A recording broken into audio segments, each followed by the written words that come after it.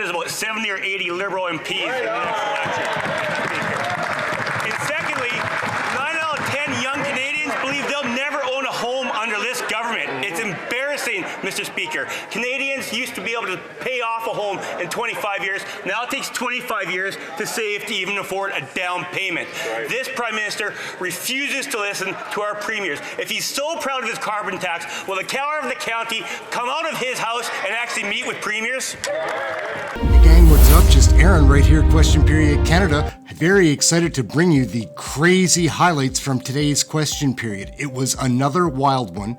The NDP Liberal Coalition seems to be running scared, can't get a straight answer, nothing new about that, but these are the highlights. Let's kick it off. Let's go.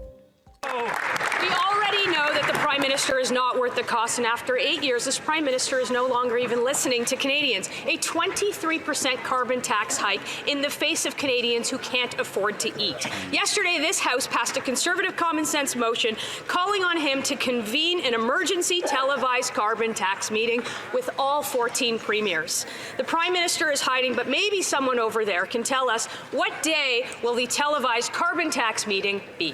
What is it going to be? Today we are debating Bill C-50, the Sustainable Jobs Act, which the Royal Bank of Canada says there are 400,000 of to come to Canadians if we were just to unlock the kind of prosperity envisaged in this very progressive piece of legislation. Instead, the Conservatives put forward 20,000 amendments generated by artificial intelligence. The Robo-Caucus needs to stop its robo-work with its robo-amendments and stop gatekeeping the opportunities that are coming to Canadians. It's got a strange way about him. And that wasn't an answer. Canadians need relief and not more Liberal taxes. 70% of Canadians are now saying so. 1 in 10 people in Toronto are now relying on a food bank, and more than half of Canadians are $200 away from missing their bills. If they aren't going to listen to Canadians, if they aren't going to give us a date, perhaps the member can tell us what channel will the carbon tax meeting be on. Any details will do. Mr. Speaker, the channel they should be plugged in, I don't know what it is, but it is the reality channel, because back here in the real world, there are real jobs at stake, there are real opportunities at stake, there is affordability at stake, and these members, the Robo-Caucus, with their robo-amendments, in the way of opportunity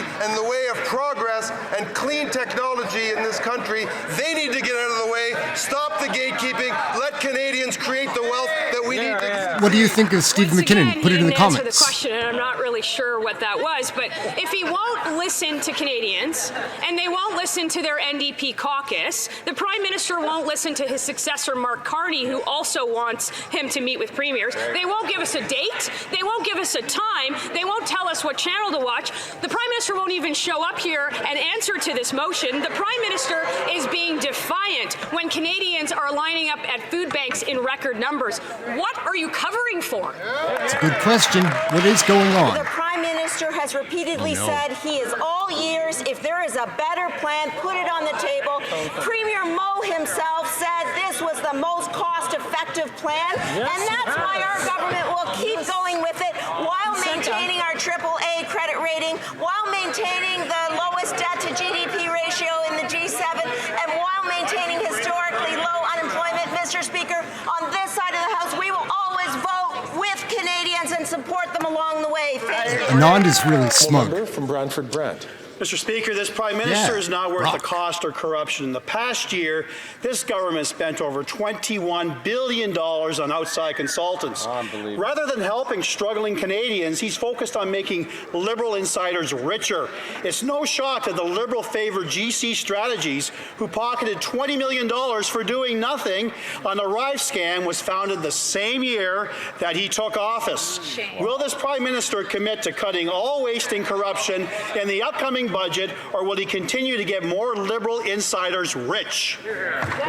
Speaker, as my colleague knows, the Minister of Public Services and Procurement, the President of the Treasury Board, myself as Minister responsible for the Border Services Agency, have already taken steps to reduce reliance on outside consultants. Mr. Speaker, we've reviewed and changed the process for approving these kind of contracts. We'll continue to look at everything necessary to ensure that taxpayers' money is well spent, and those people that are responsible for these decisions know that they'll be held accountable in the case of misuse or abuse. What do you guys think of LeBlanc? The Honourable I don't Member know. from Brantford Brent. I hope the government holds itself accountable.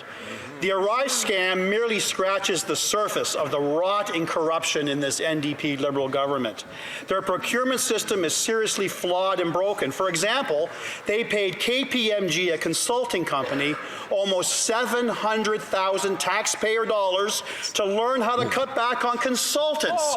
You can't make up this lunacy. They've learned nothing. The question is simple. In the budget next week, will we see a cut to all the corruption? It is lunacy, hey? What do you think? Crazy, right? Minister for Public Works. Thank you, Mr. Speaker. As You're our close colleague, to the creep. Minister of Public Safety, has said repeatedly, repeating falsehoods doesn't make those falsehoods true. What they should know, however, is that the Auditor General did table an important report just a few weeks ago, which found that rules were not followed by a few public servants.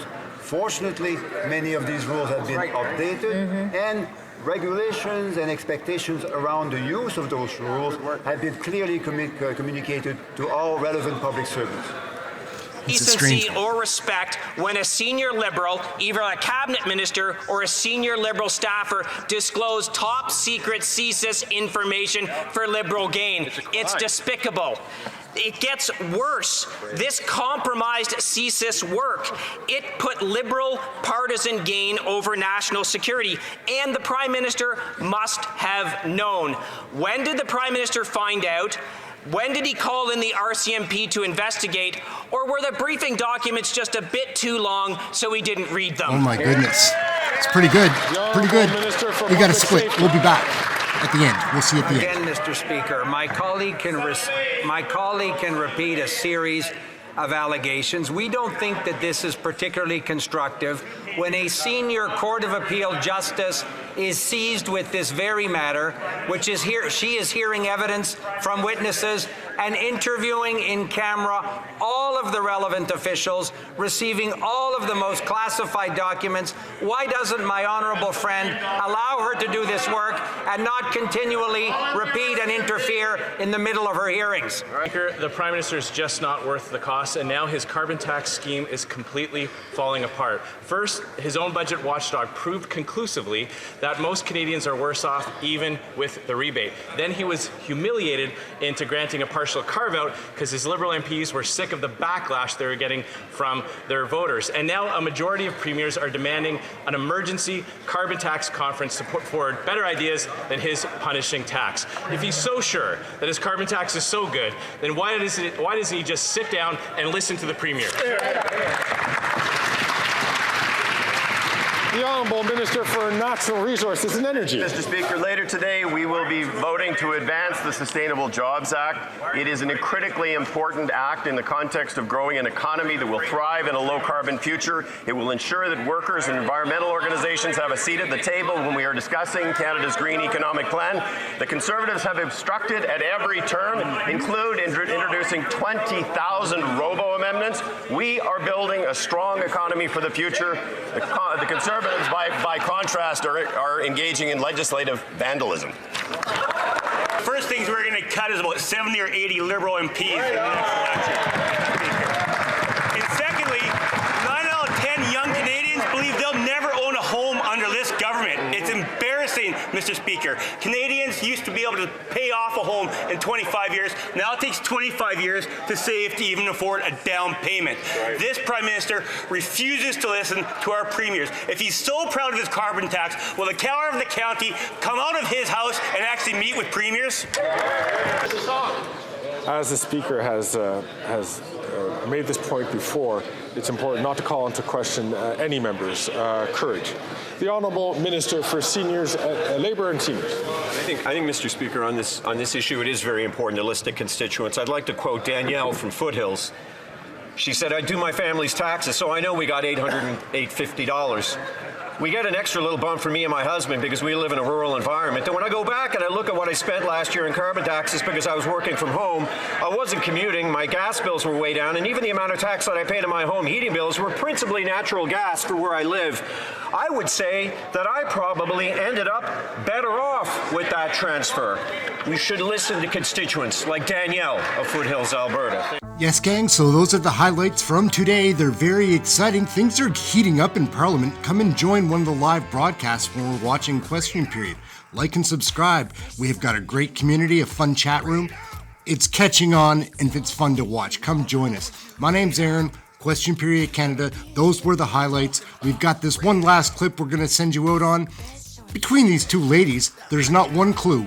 That's the way it goes. Catch the next video. Thanks for watching. We'll be back with more highlights tomorrow. Speaker, today I met with Mansour Shuman, a Palestinian Canadian who risked his life to report on the devastation and horror of the war in Gaza.